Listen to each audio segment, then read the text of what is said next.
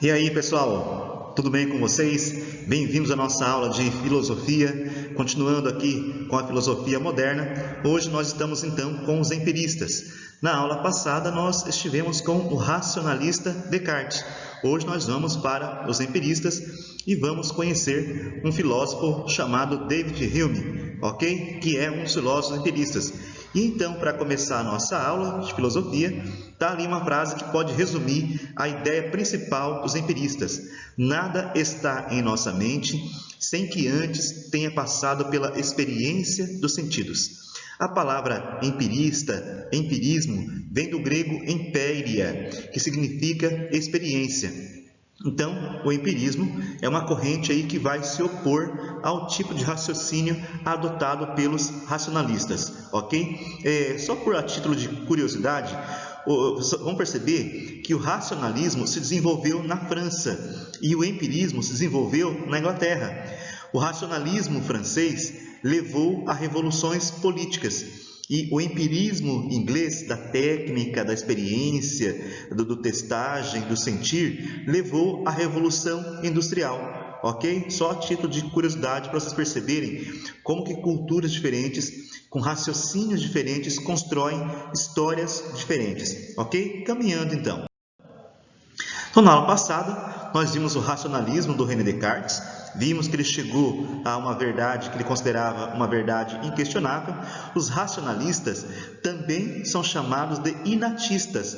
Inatismo porque os racionalistas acreditam que o conhecimento já nasce conosco, já está em nossa razão e que nós temos então que desconfiar dos sentidos. Então, para os racionalistas, o conhecimento já está em nós, basta que nós usemos a razão de uma maneira correta, né? É o que falava Descartes. Por que nós erramos? Porque usamos a razão de modo incorreto. Se usarmos a razão de modo correto, nós vamos chegar ao conhecimento pleno e seguro das coisas, ok? Então, por isso que eles eram chamados de racionalistas, que conferiam à razão todo o conhecimento possível, ok? Então, caminhando ali. Agora, então, vamos para os empiristas. Os principais estão ali, o David Hume, o John Locke e o Thomas Hobbes, ok? Percebam só, todos ingleses. Então, o empirismo está ali, é uma corrente oposta ao racionalismo. Enquanto os racionalistas desconfiavam dos sentidos e davam valor total à razão, para os empiristas, o nosso conhecimento sempre começa com a experiência dos sentidos que nós temos. Não há nada em nossa mente que antes não tenha que ter passado pela experiência de sentirmos, termos provado, ouvido, visto a situação, ok? Então, para eles, são os sentidos que vão nos levar todo o conhecimento do mundo para a nossa razão. E a nossa razão vai operar, então, organizar as situações que nós vemos. Vamos continuar, então, para vocês entenderem certinho isso aí. Então, o David Hume ele vai refutar o racionalismo.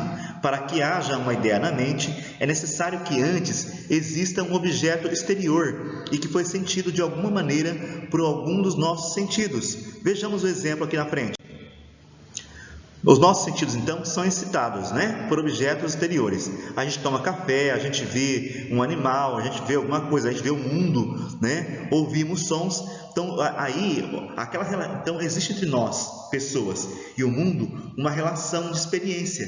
Então, é essa experiência de sabores, de cores, de observação, de sons, de tudo, então, que vai nos levar, que vai trazer até a nossa mente tudo o que ela tem lá. É a mente que vai organizar. Se eu vejo um cavalo e vejo um cachorro, a minha mente vai organizar. Ó, isso é um cavalo, isso é um cachorro. Mas para que a imagem do cavalo e a imagem do cachorro esteja na minha mente, eu precisei ter visto um cavalo e um cachorro. Se eu citar para vocês aqui alguma palavra de um objeto que vocês nunca viram, vocês não vão ter na vossa mente esse objeto aí, né? Se eu bebo café ou bebo um suco, eu vou saber a diferença do café e do suco apenas provando ele. Se eu não provar uma comida, como é que vai estar na minha mente o gosto daquela comida ou daquela bebida, ok? E ali por último, então, né, o cheiro, ok? É a mesma coisa. Para estar na nossa mente um cheiro, precisamos antes ter sentido o cheiro daquela coisa lá. Então, é isso que dizem, é isso o que defendem os empiristas, de que todo conhecimento que há na mente antes precisou passar pelos sentidos, ok? Caminhando então ali. O que significa? Significa então que todos os conhecimentos, todos os conteúdos da mente humana são percepções, ó a palavra, formada pelas sensações que temos da realidade externa. Então todo conhecimento nosso vai derivar dessa experiência, olha lá, empiristas, experiência, impéria. Então todo conhecimento que nós temos então vai derivar, vai surgir dessa experiência sensível que nós temos no contato com o mundo. O que está na nossa mente, para estar ali, antes precisou passar por algum sentido. Nesse momento, vocês estão sentindo frio ou calor, mas para vocês sentirem esse frio ou calor, a vossa pele tem que estar sentindo. É isso o tempo todo que estarão defendendo os empiristas, que o conhecimento precisa ter a experiência sensível. Continuando ali. Então, ali, quais são os dois momentos dessa percepção? Primeiro ali eu vejo uma lâmpada. Então, há uma impressão. Ela imprime no meu olho, ok? Essa imagem da lâmpada que eu vi. E aí, no segundo momento, o meu cérebro vai pensar como ideia. Mas a ideia é mais fraca que a impressão, vai dizer os empiristas. Tá? Então, mas primeiro, para que a ideia de lâmpada estivesse dentro da minha mente, eu precisei ter a impressão dos sentidos que me trouxe a ideia até a minha mente. Então, portanto, as ideias das nossas mentes são causadas pelas impressões e nunca o contrário. É isso, então, que vão estar defendendo ali os empiristas. Então, onde David Hume chegou com essas ideias? Mas é o seguinte, então, toda ideia é a apresentação de alguma impressão. Para o David Hume, então, essas impressões sucedem continuamente na vida psíquica e se combinam por semelhança ou contiguidade. Trata-se, portanto, de uma associação de ideias que explicariam, então, todas as nossas operações mentais. Credo, como assim, professor? Explica novamente isso aí, como assim associação de ideias? Vamos ver aqui a imagem a seguir.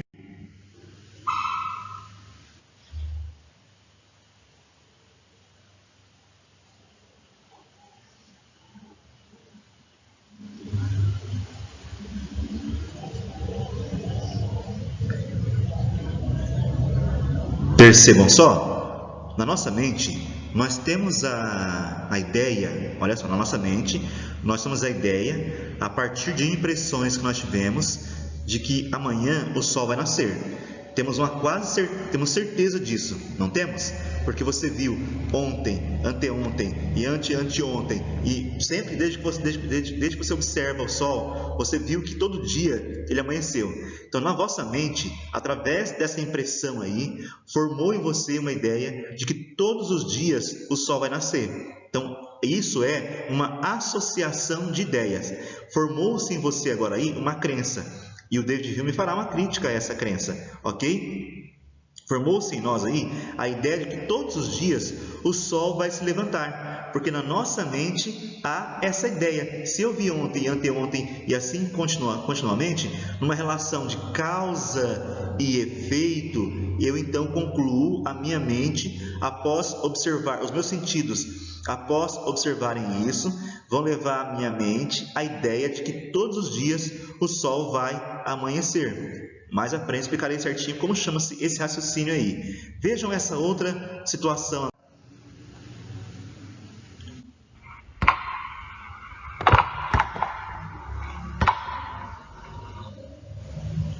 E aí, assustaram aí? Na nossa mente, você viu a bola sendo jogada, os sentidos viram a bola sendo jogada ali.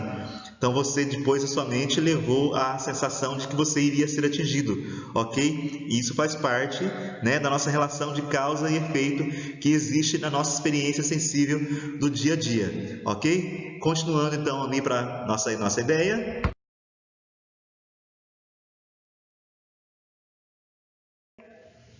Então, os empiristas adotaram, então, um método de raciocínio chamado método indutivo, Olha só, vocês viram a imagem do Sol se levantando e viram a imagem do cara jogando a bola lá e vocês acharam que a bola vinha até vocês.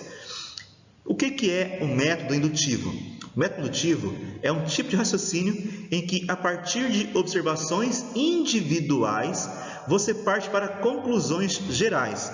Então, temos ali a experiência D4, C3, D2 e A1. Então, ao observar essas experiências, a sua mente vai formar uma conclusão de que amanhã vai acontecer o E5. Ou seja, se o Sol levantou no sábado, no domingo, na segunda e na terça de hoje, então a nossa mente vai concluir que amanhã o Sol vai se levantar. Ou seja, a partir de observações particulares, eu concluí um raciocínio geral. Esse método é chamado pelos empiristas de método indutivo, de indução. Casos particulares levam a conclusões gerais. Na química, por exemplo, o método indutivo ele é muito usado, né? Se o ferro conduz eletricidade, se o alumínio conduz eletricidade, se o ouro conduz eletricidade, eu concluo então que todos os metais conduzem eletricidade. Ou seja, a partir de uma observação, de observações individuais, eu chego a uma conclusão geral. Por que o David Hume fará uma crítica a esse método indutivo aí? Porque ele vai dizer que essa relação de causa e efeito que nós criamos na nossa mente, através da observação, ela é uma crença. Se eu vi o Sol levantar anteontem e assim por consequência, não significa, não é certeza que amanhã o Sol novamente vai se levantar. Por mais doido que isso pareça, a nossa mente criou uma crença. Então, o que é que o David Hume fez agora aí? O David Hume nos levou de novo para o ceticismo. Não é possível afirmar alguma coisa com certeza a partir da observação de casos particulares.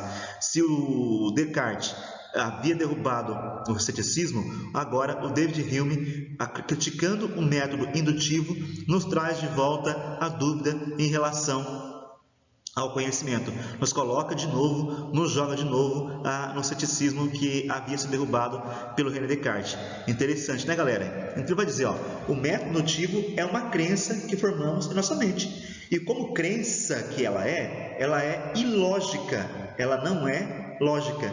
É isso então que vai estar criticando ali o David Hume. Essa ideia de que observações